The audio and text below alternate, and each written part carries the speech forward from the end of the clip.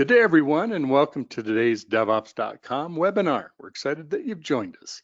Our topic today is innocent vulnerabilities versus malicious backdoors, how to manage your risk. Our webinar is sponsored by WhiteSource. My name is Mitch Ashley. I serve as your host and moderator. A few housekeeping items. We are recording the webinar, and all participants will receive an email with a link to both the recording and a copy of the slides. So sit back and relax. Take a few notes, but don't worry, you'll have the slides in a few minutes. Also, we're giving away 3 $50 Amazon gift cards at the end of the webinar, so stick around to see if you find out if you're one of the lucky winners. I know our speaker today is a great speaker as well as someone who loves to answer questions. So we'd love to have you put any questions that you have into the GoToWebinar control panel right there in the questions tab. So let's move along to our topic, innocent vulnerabilities versus malicious backdoors, how to manage your risk. It's my great pleasure to introduce Rhys Arkins, who's Director of Product Management with WhiteSource. And with that, Rhys, I'm going to turn it over to you. Take it away.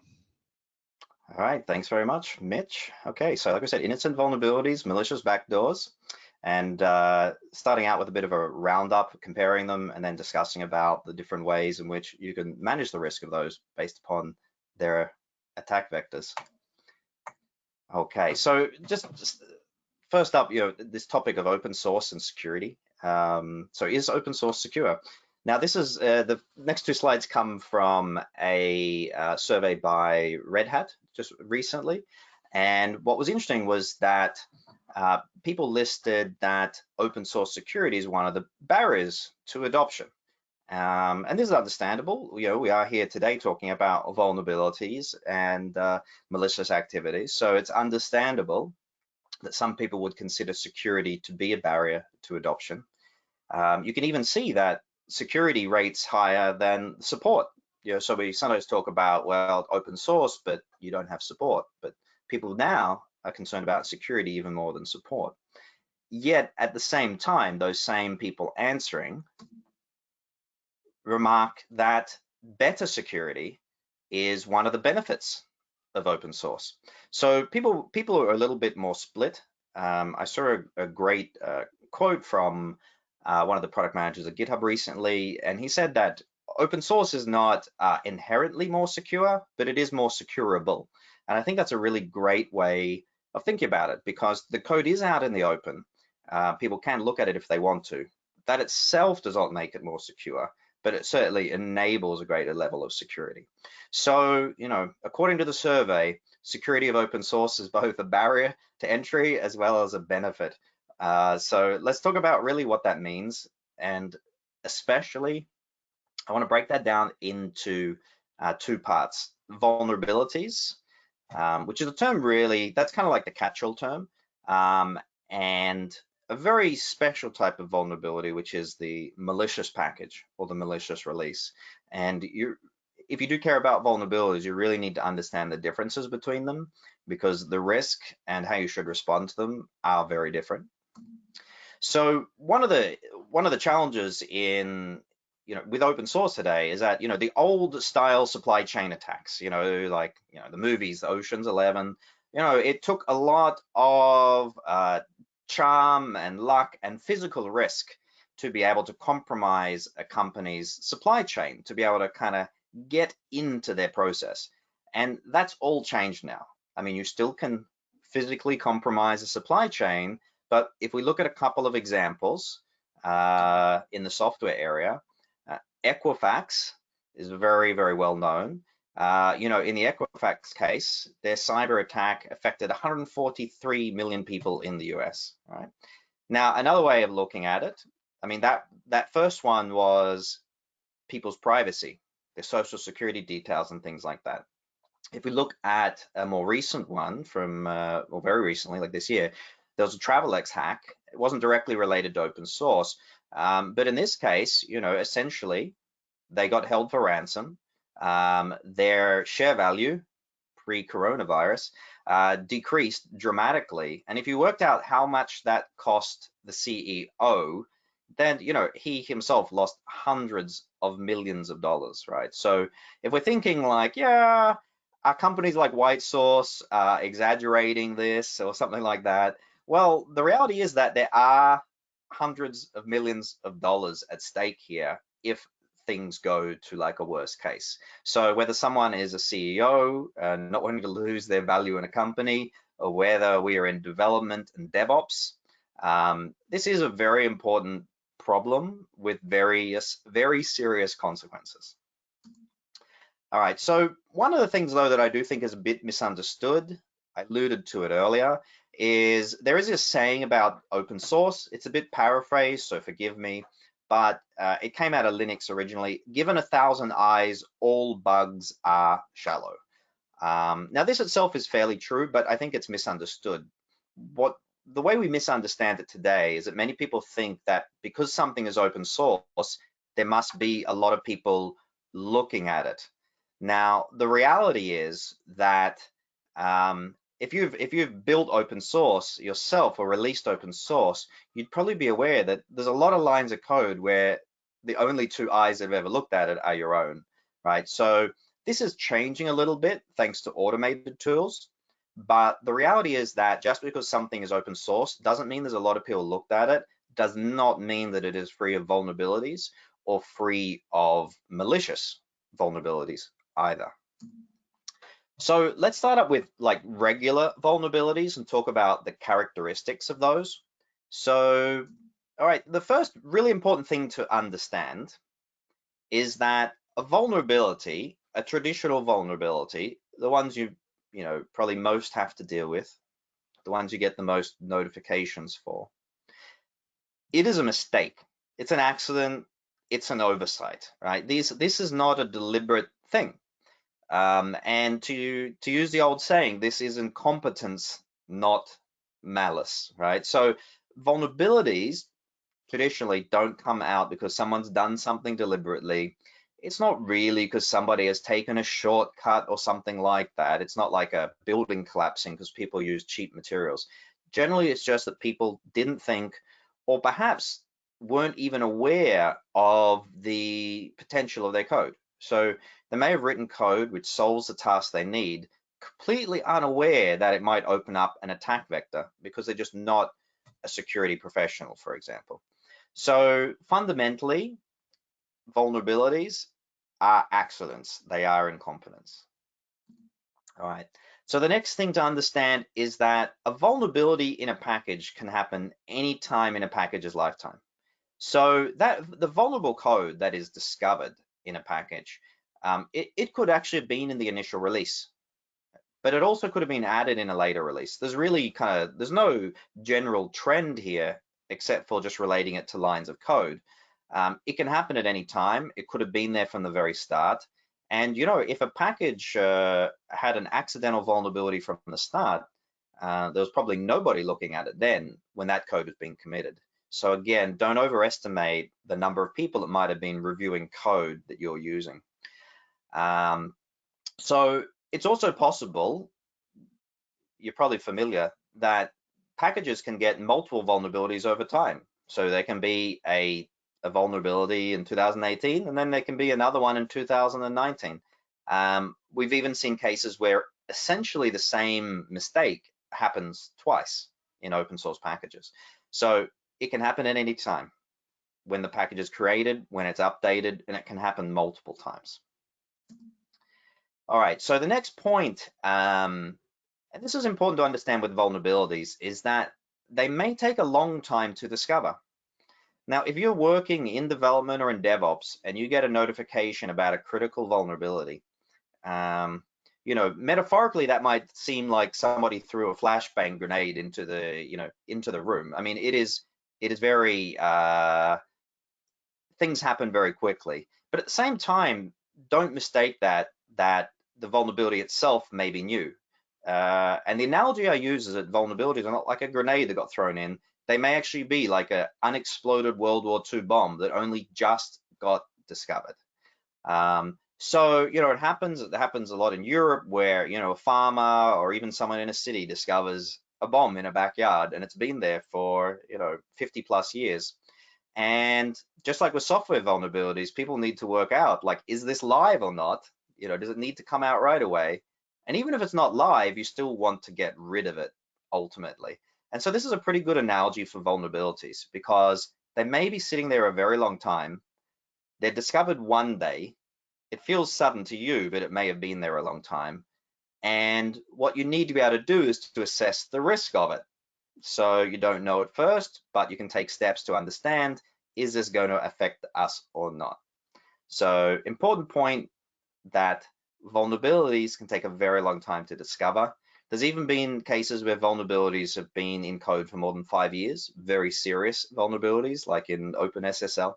So do not mistake the fact that you just got a notification for the fact that the vulnerability itself may be old. Now, the good news is, when it comes to vulnerabilities in open source software, at least, the fixes for a vulnerability, they usually come before or at the same time as they are disclosed to the public. So what this means is that while it can be quite, concerning that you get a notification of a vulnerability, the good news is there is a fix already. And this is by design. This is not an accident. This is how we want it to work. We want that there is a fix available before you tell everybody about it, because if it is made public that there is the ability to exploit a vulnerability, and yet there is no fix available, this is a very bad situation for everybody to be in.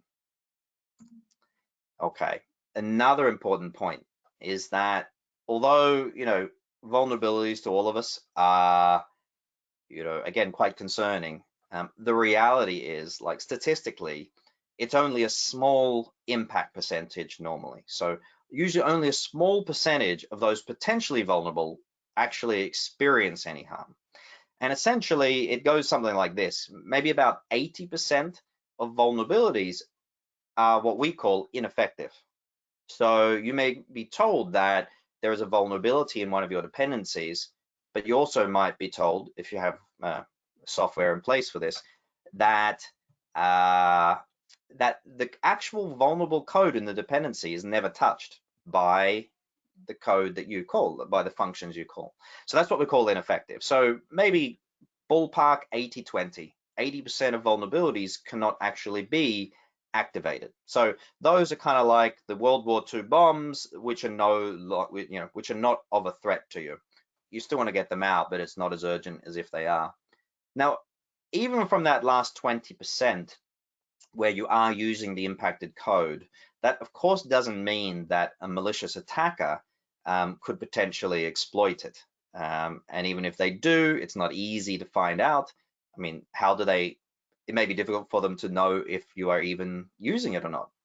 So basically, this is why we say that there is a small impact percentage, because if you take the total number of users or the total number of companies who are using packages with a vulnerability, ultimately the number that experience harm, even if they have that version, is pretty low.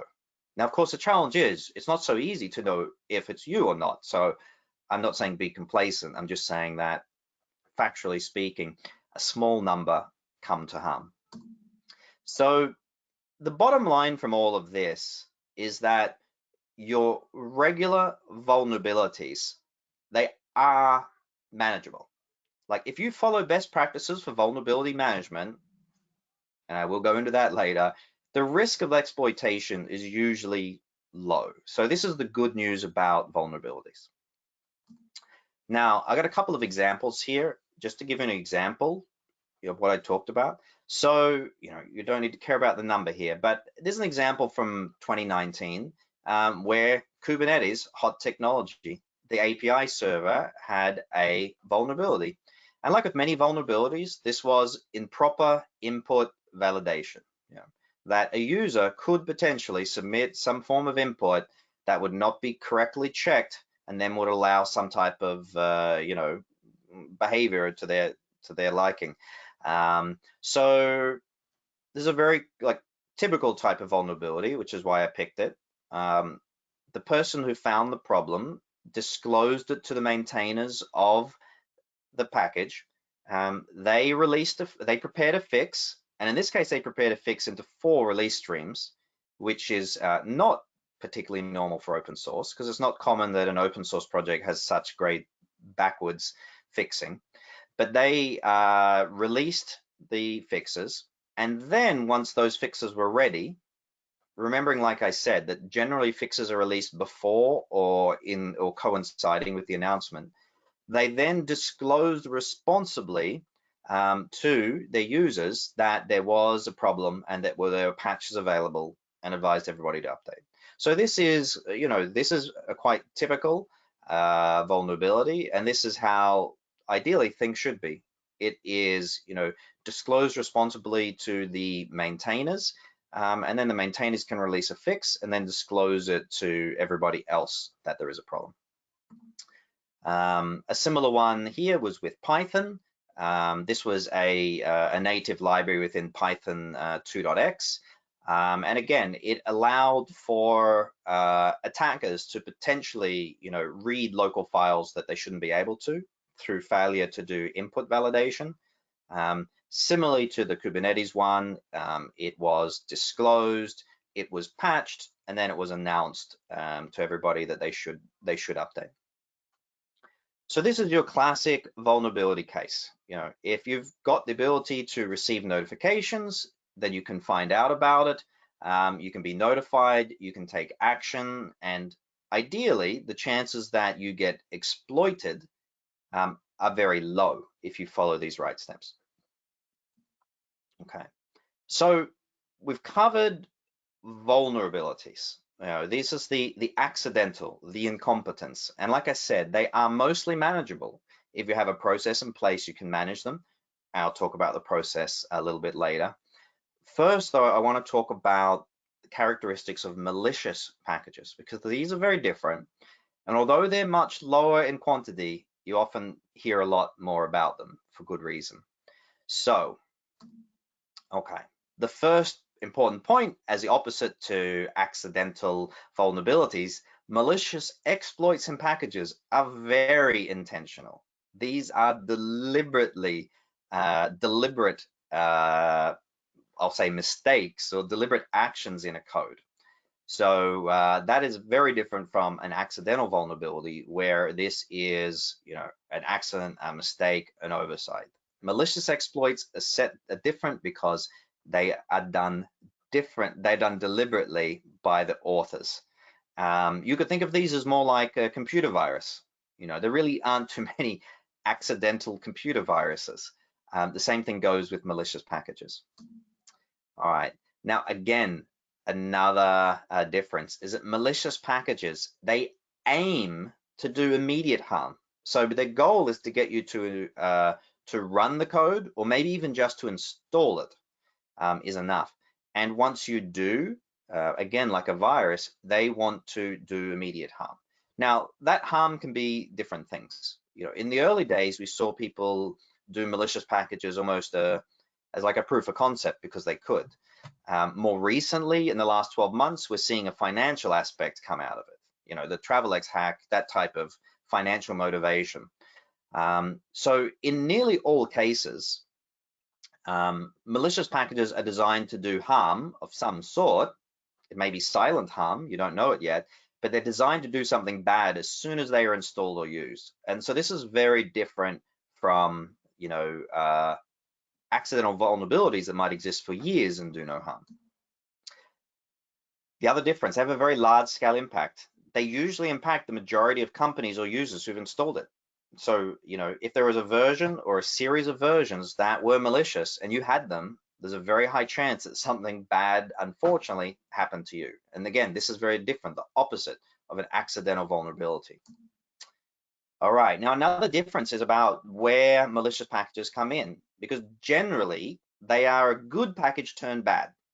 It's not very common that someone actually creates a malicious package and then, from version 1.0.0 or 0.0.1, actually tricks people into using a malicious package from the very start. It's possible, it's plausible, but this is not what we've seen, historically. What we see is that a package that, does something useful that people therefore install and use is somehow hijacked. It is changed. a new release is made, and that release is the one that we'll call the malicious payload or backdoor is added. So, a package that is good today could be bad tomorrow. That is a key characteristic of malicious packages. All right, so the other thing is that these packages are usually discovered by accident. Now, attackers will usually do their best to cover their tracks. So we see a lot of researchers who will, especially with open source today, researchers will scan open source packages for like common mistakes, common oversights. So that's why we see a lot of vulnerabilities today discovered deliberately, intentionally by, what we call white hat security researchers. But generally what we've found is that the malicious packages, when they do get out into the wild, they've usually been uncovered by someone who's not like a security researcher. They may be security conscious, but they weren't setting out to find it. And that's because, if you're going to make a malicious release, you're normally going to make it non-obvious. So people doing any type of automated scans will not find it. All right. Another really important difference, and this starts, eating into this topic of managing your risk, is that disclosure is usually chaotic. So we talked before about, the regular vulnerabilities and how we talk responsible disclosure and so on.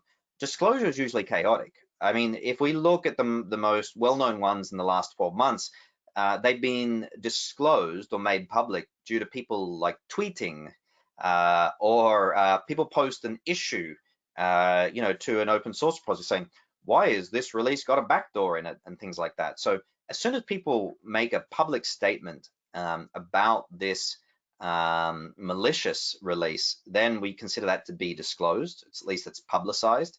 And then, unfortunately, it can be chaotic. On the other hand, it's a little bit different because normally the only person who can exploit it is the original attacker. So there are some reasons to kind of have a chaotic, highly public disclosure, and that's because you do want everybody who's using it to become aware of it. So we literally see when these types of things happen, you might see them written up in ZDNet or the register or things like that. There is no long process here. It is very chaotic. So to take a couple of examples, one of the probably even the most well-known one in the last 12 months was an NPM package called Event Stream. And this shows some of the sophistication. So in this case, a malicious developer, with real developer skills, they added real fixes to an existing package and then volunteered to take over maintaining the package permanently.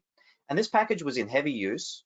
Its original author wasn't using it anymore, and he was very happy that someone else who did use it wanted to maintain it. It's open source, so he gave that person rights to do the maintenance. Now, soon after, that developer added a dependency on his own malicious package. The way he did it's not too important here. The key point was that he made legitimate fixes and releases before making a malicious release. Now, this one was installed very, very widely. You could say the fortunate thing for many companies was that this package actually had a very narrow range. It was deliberately targeting Bitcoin users who are using a certain open source wallet. So it was a very, very targeted attack. So a lot of people installed this malicious package, and at first nobody knew even what it was doing. If you look in the screenshot, you can see that there's, it's encoded. It turns out what it was doing was looking for people who were running the Bitcoin wallet and then would unfortunately, steal their Bitcoin, as I said. So this one was very serious, and it actually made millions of dollars from unfortunate users who were multiple steps down the open source chain. Now, it's not just limited to JavaScript. There was a popular Ruby package called Bootstrap-Sass. Now, in this case, the attacker actually essentially hacked or took over the publish rights of a legitimate developer.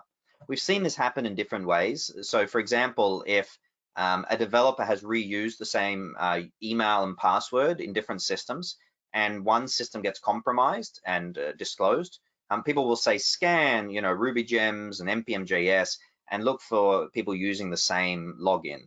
If they find that, they then look at what packages they own and they can attack that way. So basically, a new version was released. It added a backdoor to the code. And one clever bit was that that code would phone home to its owner only if it was in production. So it meant that you could install this package, you could test it, and you wouldn't notice that it was trying to make any new connections or anything like that, even if you were very security conscious. So this happened in the Ruby ecosystem as well. So two examples of malicious packages. So now let's compare and contrast vulnerable and malicious. Vulnerable are unintentional, malicious are intentional. Vulnerable are usually difficult to exploit, whereas malicious are designed to exploit immediately. Vulnerable packages are hopefully disclosed gracefully, whereas malicious packages are nearly always disclosed chaotically. We see a much higher volume of vulnerable packages than we do malicious packages. And again, generally speaking, vulnerable packages are rarely exploited from a raw percent point of view when you compare the number of people who are, we'll say infected, if I can use that term, whereas malicious packages might be successful exploiting nearly everybody who is unfortunate enough to install the update that had the bad code. All right, so they're very, very different. Although you might see people use the same term, and even say I at times will just bundle these together in this concept of vulnerabilities. The reality is that a malicious package is a very, very different and more risky form of vulnerable package than your common accidental vulnerability. So let's look at, first of all, malicious dependencies and managing the risk. So you understand that malicious packages exist. Tell me how do I minimize my risk? Now, unfortunately, it's a little bit like viruses. You kind of, there's only so much you can do. You might still be vulnerable to them. So let's look at what's possible. So if you look at the basic, well, sorry, I should say this. I'm just kind of doing a mock here of like, here is how someone will attack you. So the basic approach is you would say steal somebody's credentials. You would publish a malicious release. But you wouldn't be able to actually change the source code because you don't have the GitHub credentials as well. So we've seen this a lot. Generally what happens is people will notice that there's a release on NPM or on RubyGems or Maven Central, and that there's no release, there's no tag on GitHub, and then they'll look into why, and that's how people generally like accidentally discover it. So this type of attack is very basic, and it gets taken down pretty quickly. Now, the advanced approach, and I kind of discussed it before, is that if you're the maintainer of a package people use, you could do the following. You could publish a bug fix to GitHub. So you have a new commit, it fixes a problem, it has a tag, but you could then go and publish that fix combined with a malicious payload to npm.js or RubyGems. Now, if you do it that sophisticatedly, then you might wait months or longer to be detected, because it's pretty hard for people to actually notice that has happened. The reason why is because when you see the source code links on npm.js or on RubyGems, or frankly anywhere, those URLs are supplied by the author. So if the author is malicious, they can say, yeah, the source is on GitHub, but it maybe isn't. Right? There's actually no enforced link between source code and an artifact. All right. So the problem is nobody has the time to review all the open source packages they use. Everybody assumes that if there was a problem, somebody else would have noticed it. So even though you don't have time, people tend to assume that somebody else does. Even if you did read the source code to a malicious package, the sophisticated attacker wouldn't put their bad code, their exploit, in the source on GitHub. They would actually just publish it to the artifact. So you're looking in the wrong place anyway. If you attempted to download and read the actual artifact code, it may be so transformed and built that it's nearly impossible for you to find or notice the exploit anyway. All right. So, and then the final problem is that most package managers are designed to propagate new releases as quickly as possible. So by design, most package managers think, that you do want the latest version, and they do their best to give that to you. So the challenge is, once those malicious packages are released, they start propagating kind of automatically. You're not necessarily opting into it, it's just happening, right? And the problem for this is essentially semantic versioning. This is this idea of, you use a breaking version for major and everything else should be compatible. So the concept is great. We say all releases within a major version should be backwards compatible. This is a great idea. The mistake is to declare your dependencies as dependent on any version 1.x. Because if you know version 1.x should be compatible, you think, yeah, I'll use any version 1.x. It's like an automatic upgrade. So the problem is, as soon as there is a malicious 1.x, you've got it, because you said use any 1.x. The result of this is that anytime a package manager needs to choose what to install, it will pick the absolute latest version that's compatible, even if that version is minutes old. Even if it includes an exploit, you've got it, if you're unlucky. All right. So, okay, now what can be done? All right.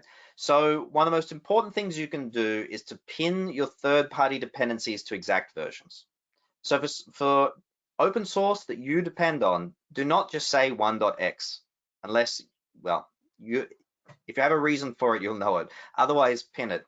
Now, if available, use a lock file to freeze your dependencies in place, meaning that you don't just automatically, 1 minute after a package is released, get it the next time you install.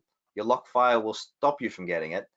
And then finally, you should perform upgrades intentionally, not just kind of invisibly or automatically. All right, so that's malicious packages and how to minimize the risk there. The good news is we're going into vulnerable packages now and how to minimize those. And this is one of the ones where the risk is manageable, like I said. So the first thing, the fundamental thing with managing open source vulnerability risk is you need to know what you're using. If you are using open source in a company to build your website, or even worse, to build your own product, and you can't answer the question of exactly what are we using in each release, then you're gonna have a problem. You really need to know what you're using. And the only way to do that is to do it with automated scans. You got somebody doing a spreadsheet or a Google Doc or something, you're never going to keep up. So you need automatic scans to build inventory lists. A really quick and useful way to do that is just to look at the package manifests. So, if you just look at package files and you consider them to be a source of truth, it's a very quick way to get a software manifest, but it's not 100% accurate or guaranteed way. The most thorough way to have a software manifest is source file and build scanning. And what that means is that you want to run essentially a fingerprinting of all the files in your build to match them against known open source files, and then use that to build up the bill of materials for your software. This is the only way to know that you're not missing something, is that you literally scan every file that got pulled into your build, you compare it against a known list of files, and then whatever is the overlap is the open source that you're using, right? So this is how to know what you're using. If you use package manifests, you've got a good idea. If you use file scanning, you've got a great idea. The number 2 rule then, once you know what you're using, is you need automated vulnerability notification. Don't wait to kind of run, npm install and look and see if it tells you now you've got a vulnerability. What you want is to be notified immediately that there is a vulnerability affecting your code. Now, these new notifications could be because of one or two things. It could be a recently disclosed vulnerability. This is the most common. So, like with Kubernetes or something. The vulnerability has been discovered, it's cross-checked against your software that you're using, and then you're notified. Something that is much less common, but people are pretty concerned about it nonetheless, is you may potentially introduce a known vulnerability into a repository that didn't have vulnerabilities. It is possible that developers could, say, introduce a new dependency into a software build, and that new dependency is vulnerable for the version that they used. It's not common, but it's possible. You ideally do want to block that though. So then the next question is, who needs to be notified and how? You've got developers, you've got DevOps, you've got security teams. Well, the answer is ideally everybody. And the next part is notify them where they live. So don't have just a dedicated security portal and tell your developers and DevOps, hey, you need to like keep a tab open there every day.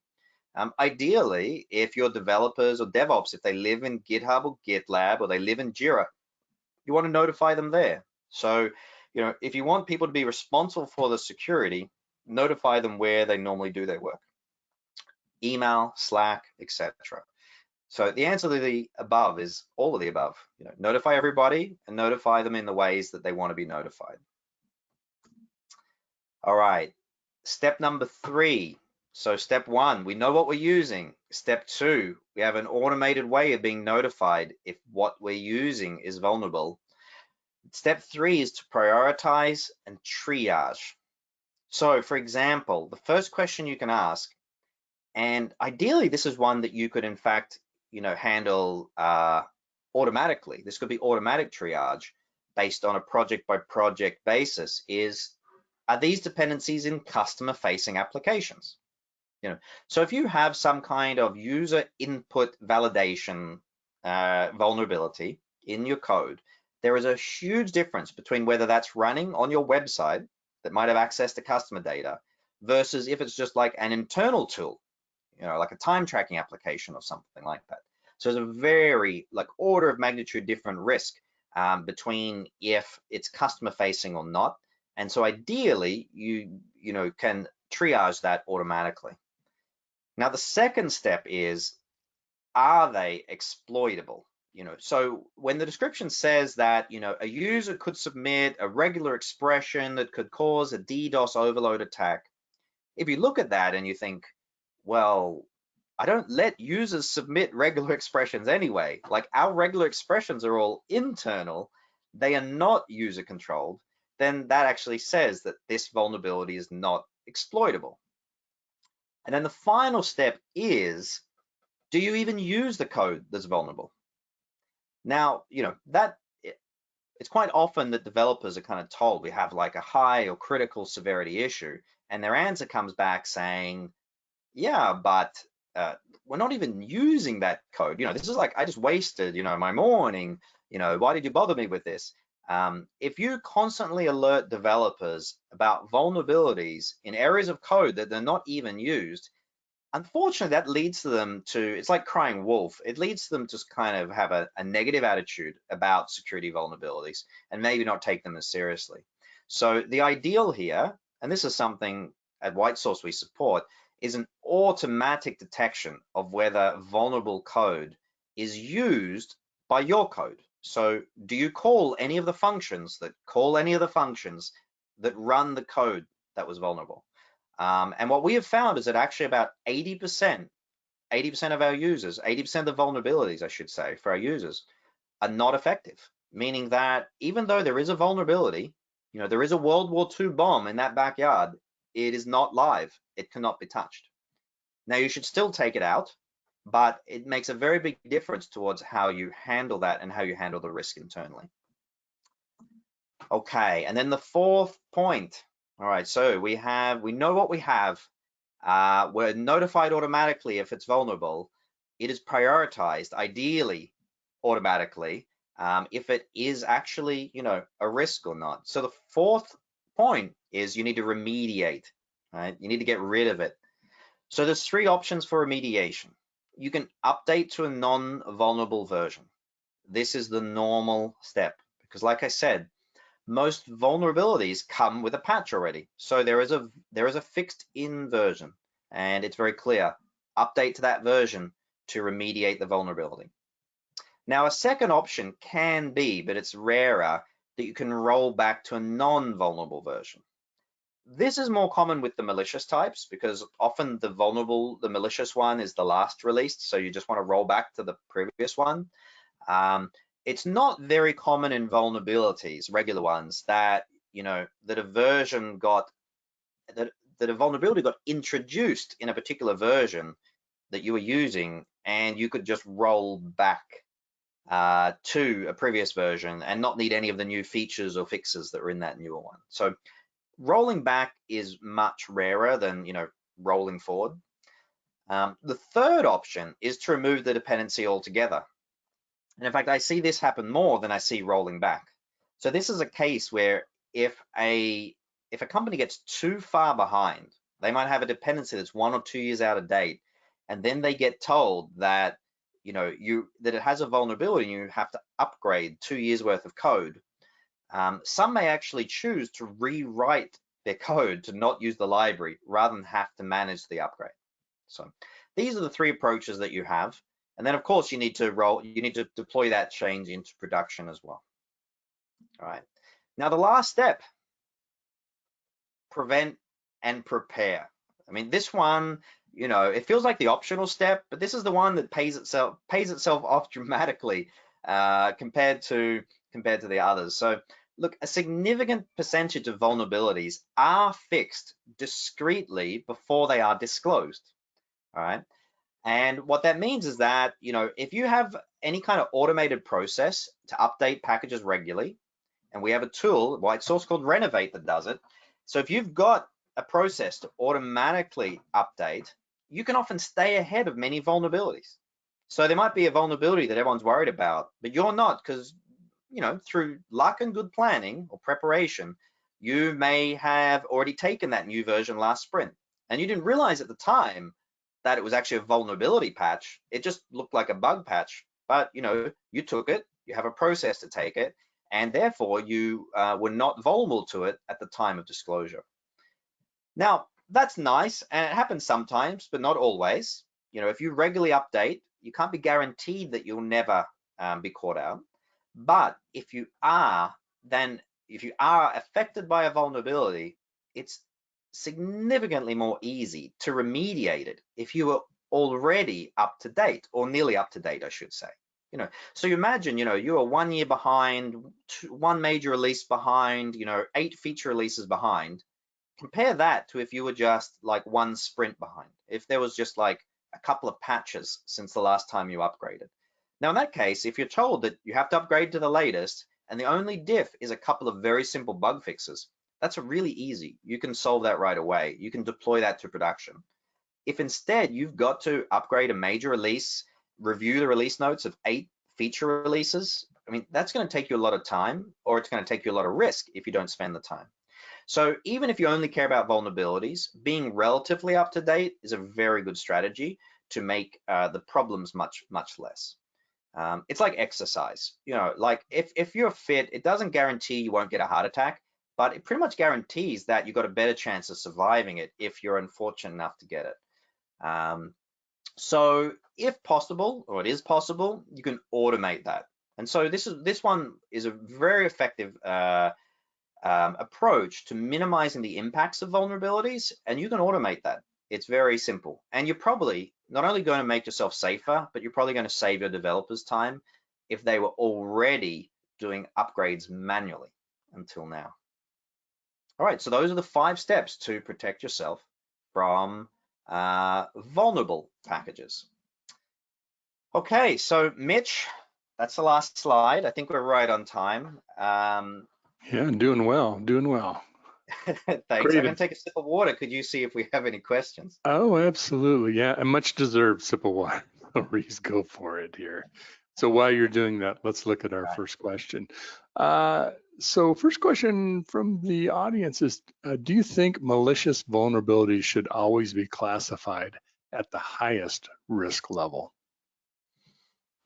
Okay. Yeah, so should malicious packages then be a high risk level? So if you're familiar with the way vulnerabilities work, we generally have these classification levels, low, medium, high, critical. We have scoring out of 10. So yeah, generally, yes. I mean, malicious packages, because their intention is to do harm, because their exploitability capability is very, very high, I think that there should basically nearly always be rated as a 9+ out of 10 or a critical level. These are the ones that, if you have them in your system, whatever your threshold is for alerting, yes or no, you want the pages to go off if you've got malicious. So yeah, I would answer yes. And I think that's what you'll generally find as well. If you went back and studied the CVEs, I think you'll see them rated high 9s, if not 10s. just because, you know, these are a problem if you get them. Okay, great. Let's look at next questions come in is, do you think there are likely open source packages in use today that contain malicious code? That sounds like a softball question there for you, Rhys. Well, Somebody yeah, likes you. well, I didn't actually, yeah, well, I didn't, yeah, I probably should have covered that one though. Well, this one maybe is a little bit more deeper than you think, because so I talked about all the ones we caught. So this is, you know, this is like the question, do you think there are serial killers out there, right? I mean, because you always see TV shows, you know, all the serial killers have got caught or whatever. And actually, you know, the police who are in charge of it, they kind of say that, like, we don't always know that there's a pattern. There actually may be, there's, you know. So in this case, the question is, are there malicious packages potentially stealing our Bitcoin? Probably not for that, because people would notice it. But are there ones that are maybe there are packages on our public registries with open back doors into, you know, the Fortune 5000s of the world? I think almost certainly yes. Mhm. Almost certainly yes. There are packages that we haven't caught, that nobody has stumbled over. You know, I had the slide about how a sophisticated attacker would write a malicious package, you know, where you're the author, you make a legitimate looking patch to the source code, you combine it with a malicious payload. I think there's probably at least one case where someone has very successfully done this. Yeah, I guess that's the bad news answer. But yes, I think that there are malicious packages out there today, probably extracting massive databases of data, and we haven't found them yet. Well, and I think your earlier point during your talk, you were talking about the lifespan of code. Doesn't, when you find a vulnerability or a malicious package, malicious code, doesn't mean that's the one time it'll ever happen. Could happen over the life of code. Someone got into the CVS or GitHub or whatever and Yeah, launched in yeah, some code that's going to live with it for a while. So what's yeah. safe today may not be safe tomorrow, right? Yeah, exactly. So that's one of the key things, is that, you know, something that has always been safe maybe has a problem tomorrow. Something that you fixed last year, you know, that doesn't mean it's kind of fixed forever. I mean, we're all human. Bugs can be introduced again. Mm-hmm. Actually, something though on that topic that I find interesting is with GitHub Security Lab. They are they're doing their best to let researchers basically find common mistakes and automatically scan for them, so that you ideally, you know, if your package does have problems multiple times, at least they shouldn't be the same problem. And if someone else has, you know, made a mistake, you hopefully get saved from making that same mistake in your package. Mm-hmm. Well, exactly. Okay, great. The next question that's come in is, what about accidental looking vulnerabilities? Yeah, okay, that's actually like this kind of this really good overlap between the two topics. Well, Mm-hmm. at least if they're asking what I think they are. So what about accidental looking malicious? Or yeah, so in fact, that would be the absolute super advanced attack. You know, it could have been another slide there. This is where I mean, because, you know, we know from looking at vulnerabilities that oopsies, one little equals sign mistake, or you know, one extra check for not null, and wow, people can get into the server and extract out and things like that, right? Buffer overflows, things like that. So that idea is one where, like, a really sophisticated attacker would insert that type of accidental mistake into a package, and it's so, you know, it's so good at its accidentalness that people don't notice it. This is definitely another possibility. There is a Chinese tech company that has received some sanctions by the US in the last year, who, you know, denies it vehemently that they have any backdoors or anything. And I've seen people claim though that, you know, that their strategy, you know, their code is so buggy that they believe it to be deliberate. You know, that the accidents are actually deliberate accidents. Mm-hmm. So Mm-hmm. I of course don't know if that's true or not. But those types of allegations have been raised. Nobody's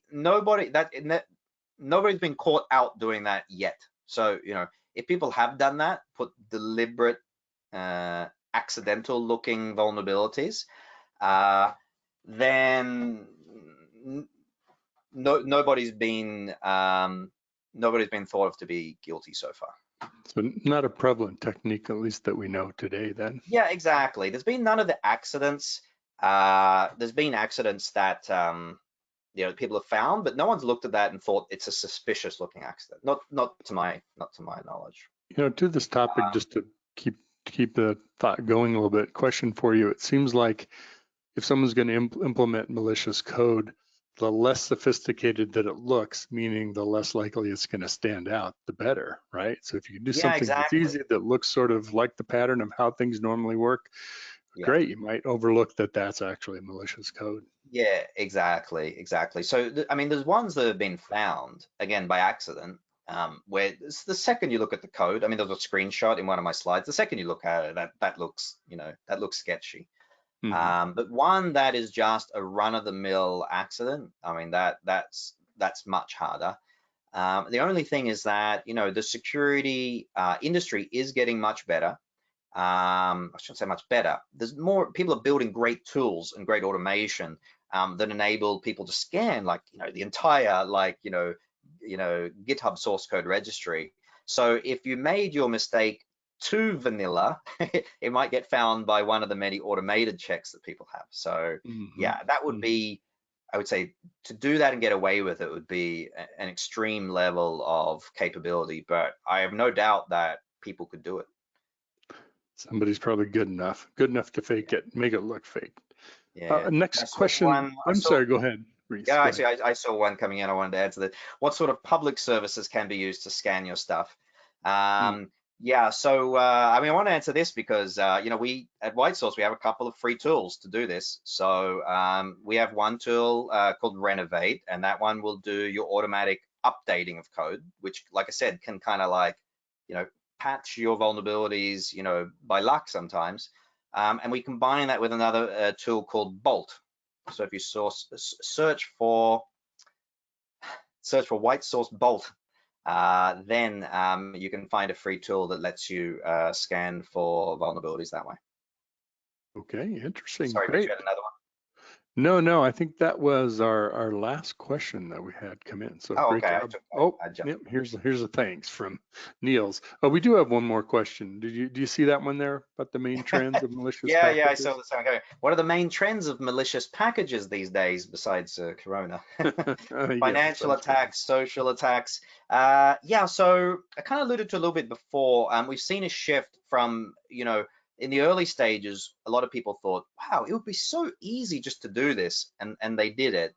And also some of the early people made a lot of mistakes where they got the code in, they had lots of people using it, but the one line they added, to read the password file and send it to a web server, believe it or not, didn't work.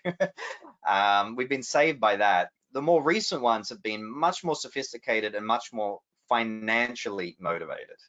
So people playing a real long game, we've seen people write a package that was related to, I'll say crypto, like Bitcoin crypto. They deliberately wrote a package that would be useful to people so that they could put a backdoor into it later, because they knew that their target market would be someone they want to attack.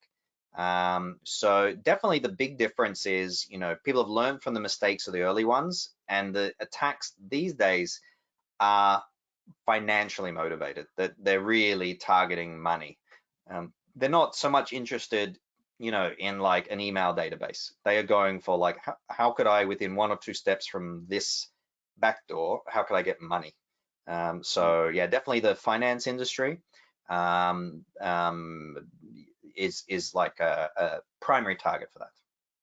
Well, and folks who are doing the attacking often sell what they get to others who are attacking, like password files and personal information. We're seeing that's becoming almost a commodity in itself now, though. There's so many leaked user databases that the same email addresses and names show up 8 times. So there's still some value in it, But yeah, we're seeing that people put the effort in now for like, yeah, credit cards and Bitcoin rather than so much like email addresses and user data. Mm-hmm. Mm-hmm.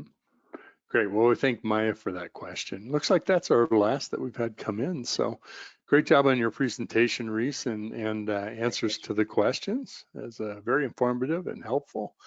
So let's jump to a little bit of housekeeping here. We have 3 gift cards that we're going to give away, Amazon gift cards for $50, and that goes to Eric H, Lena K, and Zach W. So the folks at MediaOps will get a hold of you to get those cards to you. So just a reminder, we are sending an email to everyone that registered for this webinar with a link to the recording as well as the slides. And you can also check out DevOps.com. The replay of that will be available there as well. So with other great content for other webinars is up there. So please thank me in joining Rhys Arkins, who's Director of Product Management with WhiteSource. And of course, thank WhiteSource for sponsoring today's webinar. I'd like to thank you, our audience. You spent pretty much an hour with us today. Your time's extremely valuable, and we're honored that you would spend it with us. Thank you for doing that. It's been my pleasure hosting the webinar today, and have a great day and be careful out there.